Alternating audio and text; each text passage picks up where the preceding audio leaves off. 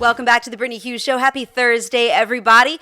So we're going to start off today with a couple of stories that you might not have heard, actually, as all of the craziness ramps up in D.C. Of course, we had Donald Trump visiting with Joe Biden this week, who, honestly, I've not seen that man look so happy. Joe Biden sitting there with the guy that he called a fascist Nazi dictator for months, and now he's just sitting there by a roaring fire in the Oval Office, smiling and shaking his hand, and I just find that funny, don't you?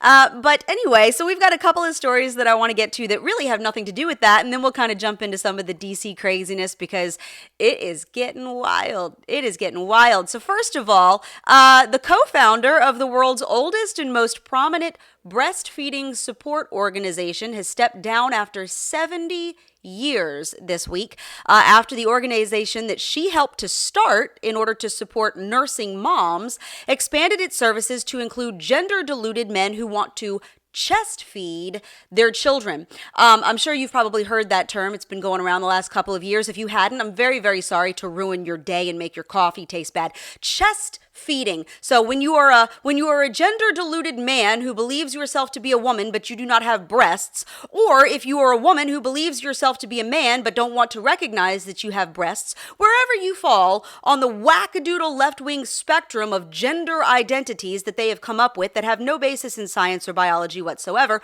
but we have to rework our language. We have to completely throw out the English language and any other language that you might speak, and we've got to come up with all of these new inclusive terms that don't really mean anything but appease the deluded alphabet crowd and all of the people who want to be allies with them for whatever ridiculous political reason. So now we've got men who want to chest feed their children. If you've ever had a baby, you're probably familiar with the Leche League, at least in name. It's pretty well known. In short, it is a nonprofit pro-breastfeeding organization that was started back in the 50s, and it offers support and resources and education for women who breastfeed. I mean, it's right there in the name. It's pretty self-explanatory, right? It's available in 96 countries across the world, and their resources are often made available to pregnant and recently postpartum moms as early as their pre-birth doctor's appointments or in the hospital before they take their new baby home. The group also advocates for breastfeeding in places around the world where doing so might be considered taboo or where women are not given the tools or the education necessary to know how to successfully feed their child. This is an organization that has been around for a really, really long time. It has helped millions of moms, and as the name implies, it exists for supporting and educating women, which I know Ketanji Brown Jackson can't define, but let me help you out here. Biological human females who possess the physical capacity to birth children and feed them via the milk-producing mammary glands with which God has gifted them as a natural part of their anatomical makeup. In other words, not men. Not men. There are many things that men can do, many things that men can do wonderfully well, many things that men can do better than women. There are a myriad of things, but women were created to do the things that men cannot do, and birthing and feeding children are among them. So you can understand why one of the founders of the Leche League recently walked out on the nearly 70-year-old organization that she helped to start after this group began offering breastfeeding support to trans women, i.e. biological men, who want to chest feed their children. So this is Marian Thompson. She's a 94-year-old American woman, and she's one of the league's co-founders.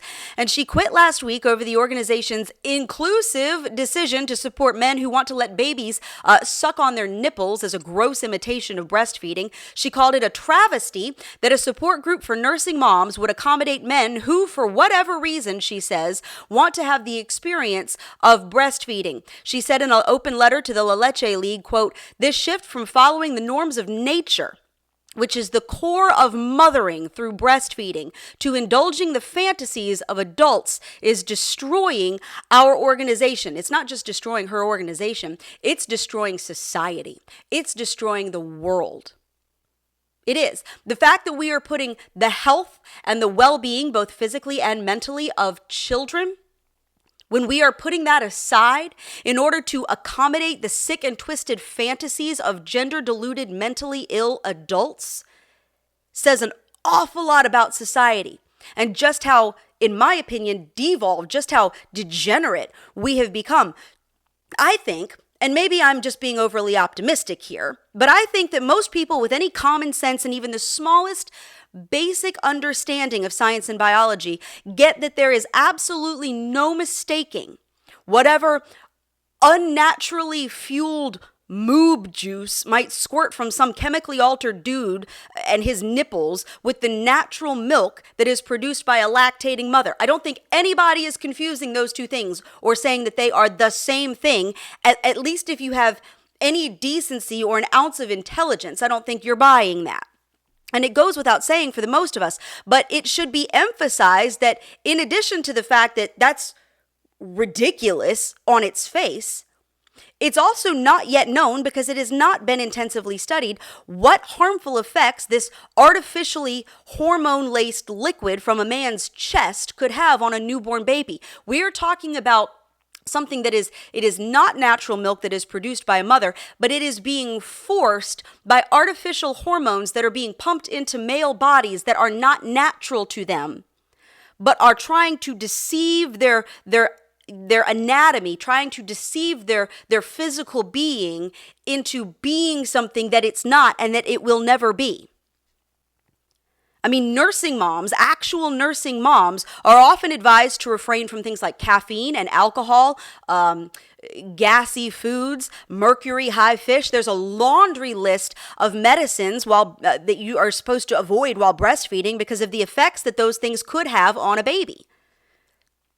Many medications and over-the-counter drugs are considered off-limits to nursing moms, not even because it's been proven harmful to children, but because it's not yet known what effects it could have on a baby, so it's just recommended that you abstain from taking them just in case. I have personally nursed 2 children, and I can tell you that it is common advice given to nursing mothers. When I was pregnant with my children, who were born in 2019 and 2021, so fairly recently, I was told that it was probably a good idea to avoid nitrites in things like bacon and deli meat and other processed meat, because it's not yet known if they can have harmful effects on a baby growing in utero. Pregnant or nursing moms are given these precautions all the time.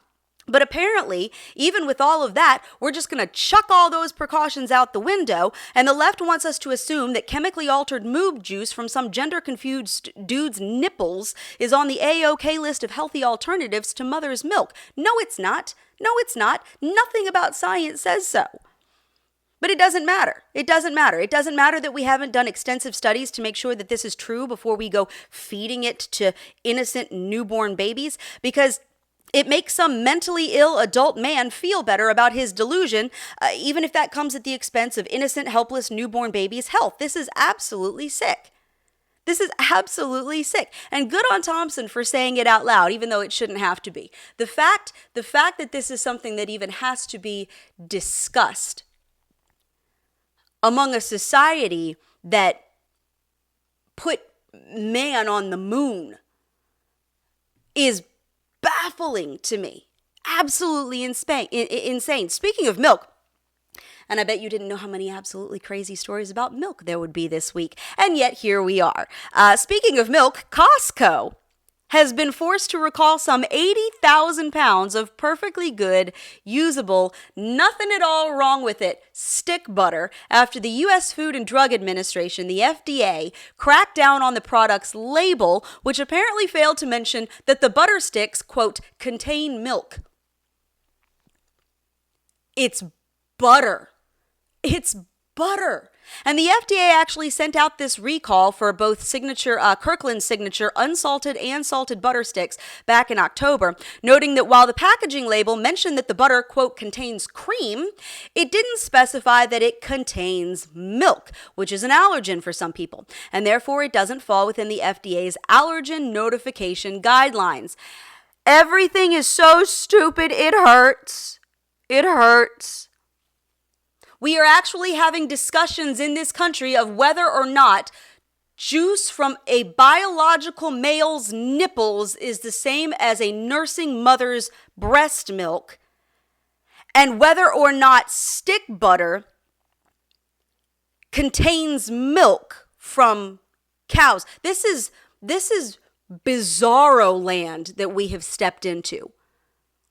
We are living in the twilight zone. We are living in a post-reality, post-science, post-common sense culture. And it makes me terrified for humanity. This is perhaps the most idiotic thing I have read in a while, which is saying something, to be honest, considering that butter is made directly from milk. Where do you think we get butter from? Milk is what makes cream. So when something contains cream and it's got butter on the label, it has milk in it, you dimwits. I mean, this is, and now we've got nearly 80,000 pounds of butter that's going to go to waste for absolutely no good reason whatsoever, other than that the bloated bureaucratic blimp that is the FDA has had, too many taxpayer-funded employees with apparently nothing better to do with their time than to pore over Costco labels for the most ridiculous and asinine reasons. In fact, news articles have been published telling people how to safely dispose of this evil milk butter, which again has nothing wrong with it other than the FDA didn't like the wording on the little paper box that it came in.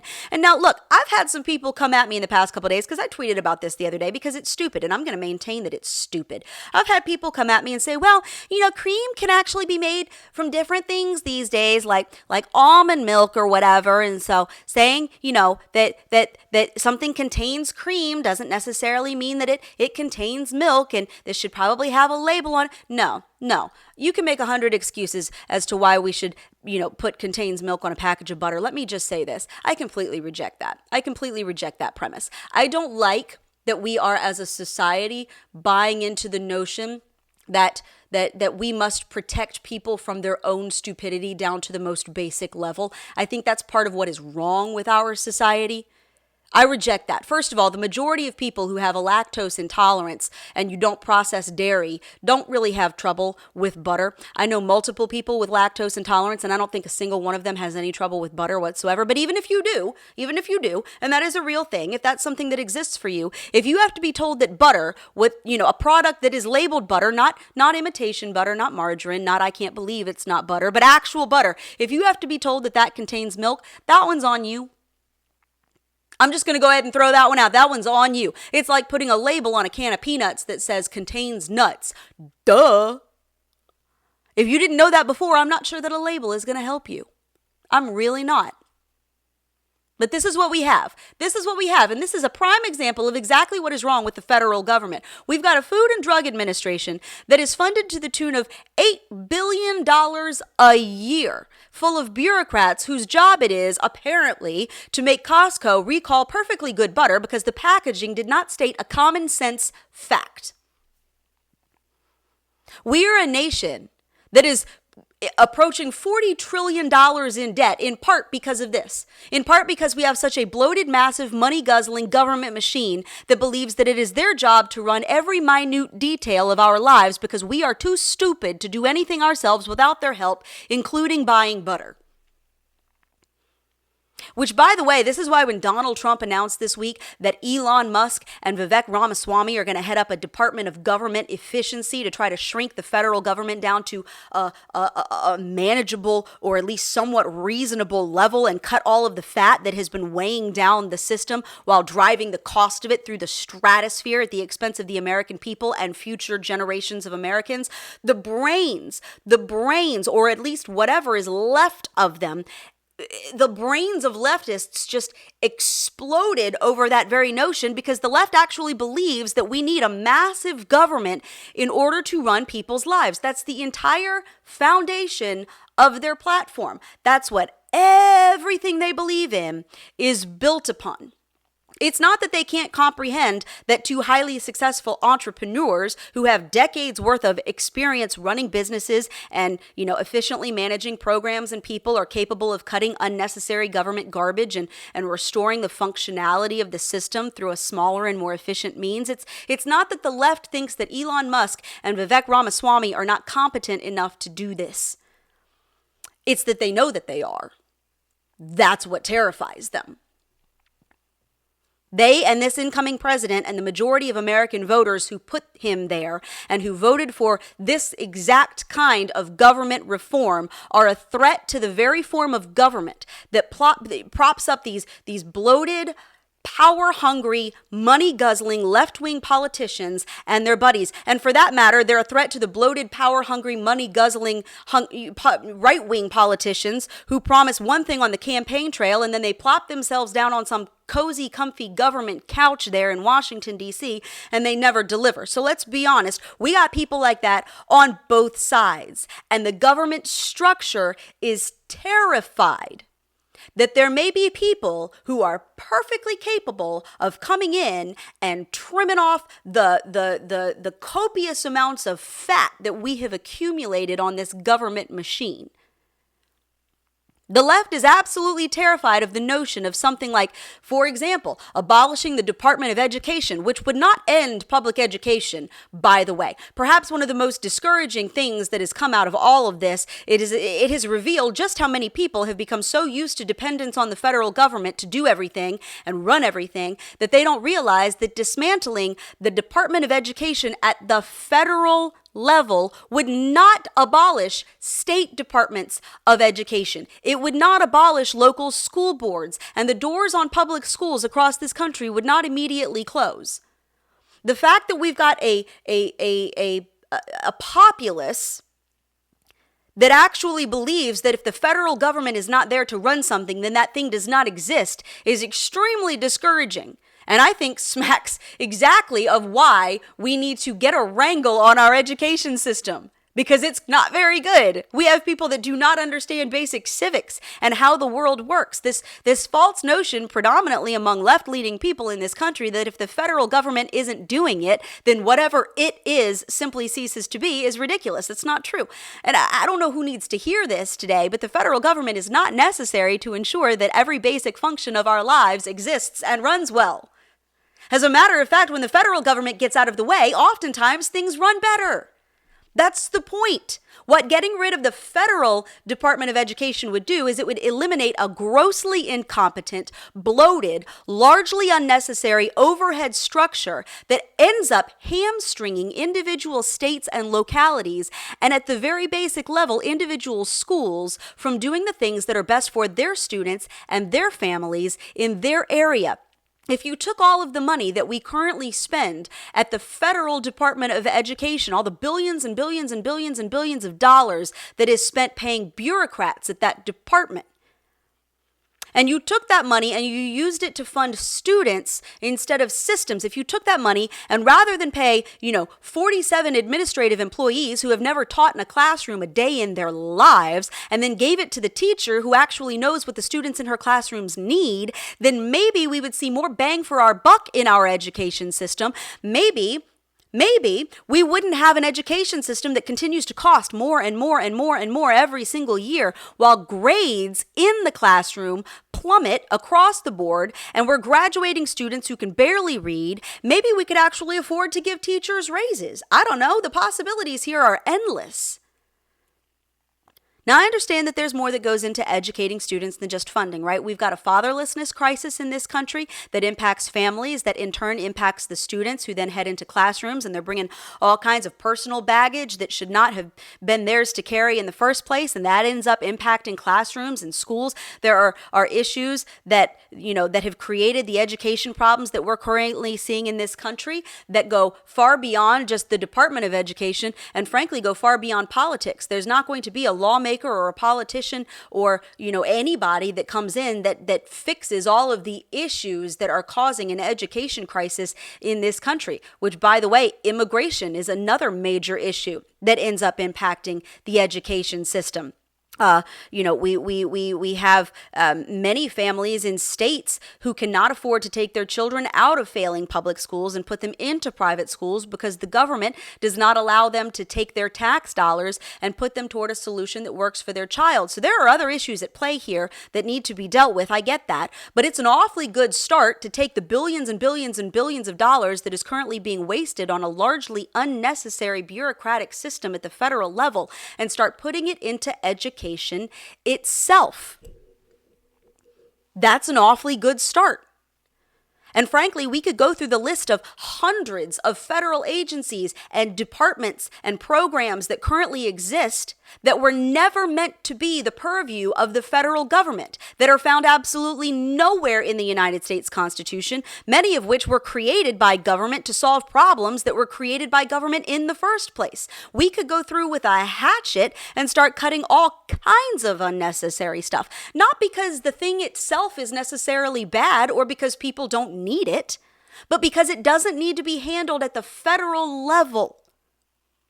And it is, in fact, better handled at the state and local levels where it is closer to the people themselves and they can decide what they want and what they need, because the needs of New York City and the needs of Topeka, Kansas are wildly different. The needs of Los Angeles and the needs of Bozeman, Montana are wildly different, and that is okay.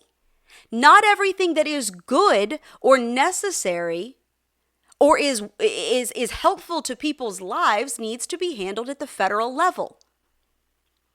But the problem for leftists with abolishing things like this at the federal level and bringing them back to states and back to localities is that means it dismantles the big government system that is run by coastal elites from blue cities and the left-wing indoctrination camps like Ivy League universities. It destroys the left's stranglehold on the American public at large. There is nothing that a big government elitist who thinks they can run your life better than you is more terrified of than the prospect of you being able to make your own decisions. That threatens their entire house of cards. And that is why they also hate many of the people that Trump has announced he will be bringing into his cabinet when he takes office again in January. And many of the people that he is nominating, who of course then have to go through a Senate confirmation process, I understand. But he has already started to release his list of nominations for many prominent positions in his cabinet. And liberals who are not even over the butthurt of losing this election, many of them are still screaming like deranged lunatics and shaving their heads over on TikTok, so that's going well. And of course, all of the left-wing power players in Congress and over in the left-wing media who are still outraged that Americans did not obey their marching orders when they declared that Donald Trump was a fascist Nazi who was going to, usher in the end of democracy or whatever that's even supposed to mean these days. It's lost all meaning. I love how Chris Plant puts it. If you don't listen to his morning show, Chris Plant, liberals use the words, but they don't know what they mean. And now the left is mad because they pretty much hate every single person that Trump has named as an incoming member of his cabinet. Surprise, surprise. Now, there have been many of these. I think some of them are absolutely fantastic. Other ones I'm kind of because that's kind of how, that's the name of the game these days. We're ecstatic about some. We're not a huge fan of others. And that's pretty much the way it's going to shake out every single time. You've got people like Matt Gaetz, who I'm going to be honest, I think there's something a little bit different going on there, and that we're going to have to see how that one plays out. But the one that has caused the biggest outcry perhaps this week, and the one that I find the most hilarious, is when Trump announced that he would be nominating Pete Hegseth as the Secretary of Defense. Which I'm going to straight up tell you in the interest of honesty here.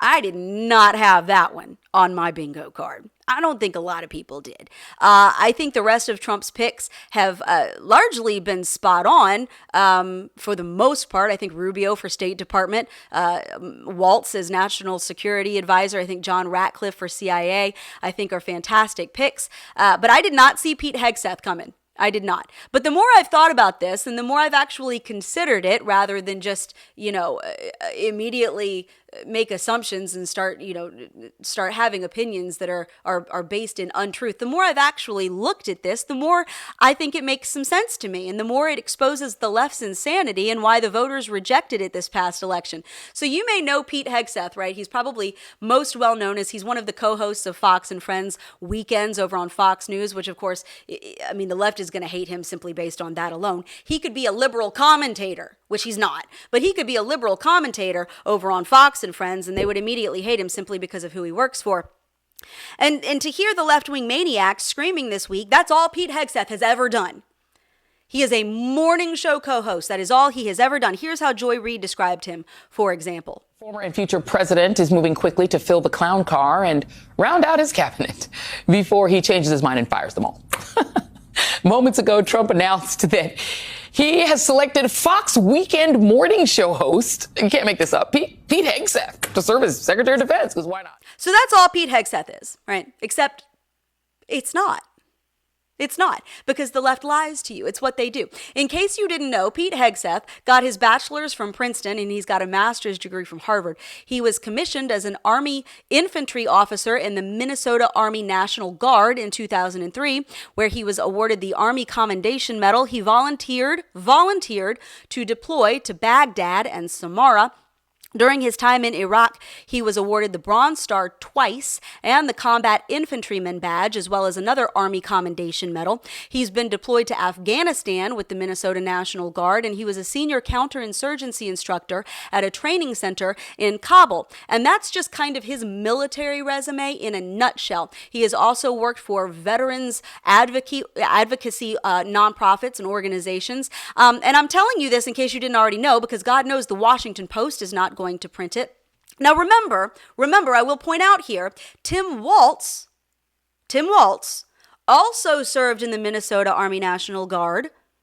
Of course, he lied about his retired military rank. He lied about having carried a gun in war when he never actually deployed to a combat zone, was never even close to being in harm's way, nor was he ever in combat himself. But he was in the Minnesota Army National Guard, and we were supposed to respect his service, and somehow that qualified him to serve as the vice president of the entire country, runner-up to the President of the United States.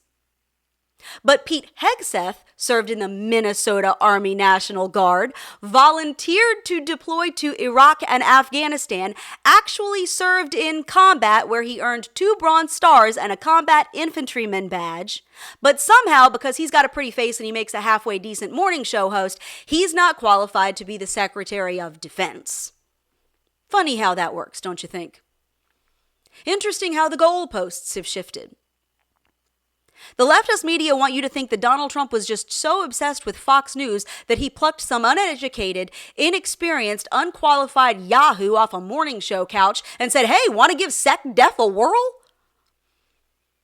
Which is not at all what happened. Not at all. And I will tell you, all of this hand-wringing and this pearl-clutching is awfully rich, coming from people who want us to believe that the current Defense Secretary, Lloyd Austin, has been doing such a bang-up job. Because remember, he's qualified, right? He's got the resume. He's got the chest candy. Never mind the fact that he oversaw Biden's disastrous withdrawal from Afghanistan in 2021 that left 13 service members dead, over $7 billion in abandoned equipment, and hundreds of Americans left stranded. That thing was a bungle from start to finish. And when he was asked about that absolute dumpster fire of a move during a House Armed Services Committee hearing in 2023, he testified that he had, quote, no regrets. 13 service members, United States service members, died because of how botched that mission was, that entire effort. And Lloyd Austin has no regrets. When he was asked if anyone in the Pentagon's chain of command was ever held accountable for the loss of those 13 service members in what was undoubtedly a totally botched, utterly avoidable disaster, Lloyd Austin replied, to my knowledge, no. But remember, according to our current system, he's qualified. Qualified. Under Austin's leadership, military service members are subjected to ridiculous diversity, equity, and inclusion training, where time and resources have been diverted from training a ready and capable military and instead making sure that they know how to use people's pronouns correctly. The Army approved reduced physical readiness standards for women, putting gender diversity ahead of the safety and readiness of our troops. The military began allowing persons diagnosed with gender dysphoria, which is a mental illness, to serve openly, despite their having a mental illness and a documented propensity towards more anxiety, depression, and suicide. But now we shove them into highly demanding, extremely stressful environments where their lives and the lives of their fellow service members depend on their ability to keep their crap together. And it happened under Lloyd Austin's watch and at his direction, at the direction of the Biden administration. But remember, qualified. Also under Lloyd Austin's watch, we built a $300 million pier off the coast of Gaza as a publicity stunt to appease the Hamas sympathizers in the Democrat Party, and it lasted a grand total of 20 days, funneled almost 20 million pounds of material supplies to a terrorist-run state, and cost one service member his life before it was scrapped as a national embarrassment. This is the same qualified defense secretary who didn't even bother telling the president that he'd be out of commission for a little while because he was going to be put under general anesthesia in the hospital, which means one of two things. He was either so arrogant or so grossly incompetent as to think he didn't need to give anybody a heads up, or he had a full understanding that Joe Biden is out to lunch and didn't really run in this country in the first place, and therefore didn't need to know that his Secretary of Defense was laying on a gurney unconscious for a few hours, therefore making Lloyd Austin complicit in a cover-up for this administration that has intentionally deceived the American people for years. But remember, he's qualified. And herein lies the problem. Herein lies the problem. It is not true that Donald Trump is just out there picking totally inexperienced morons and just plugging them into positions left, right, and sideways. But he is going about setting up a government in a different way than has been done in recent memory, because that is exactly what the American people elected him to do. That is the mandate that the millions of voters who voted him into office have given him. And he's not just going and grabbing people off the street and putting them in high-level positions, but quite frankly, I'm not so sure that he couldn't just walk out of his house, grab the first mailman that comes rolling by, and let him take a crack at some of these jobs, and that they wouldn't do better than some of the morons that we've watched for the past 4 years, if I'm being perfectly honest. At least that way, you might actually have a prayer of getting somebody who can say what a woman is. Because if the past 4 years is what qualified looks like, if that's what picking the best people for the job looks like, it hadn't been working out so well for us. And it goes way beyond Lloyd Austin and the brain trusts over at the Defense Department, by the way. Need I remind you that when Pete Buttigieg was asked what makes him qualified to serve as Biden's secretary for the Department of Transportation, he responded by saying that he likes trains and rode one once. I've also had a personal love of transportation ever since childhood.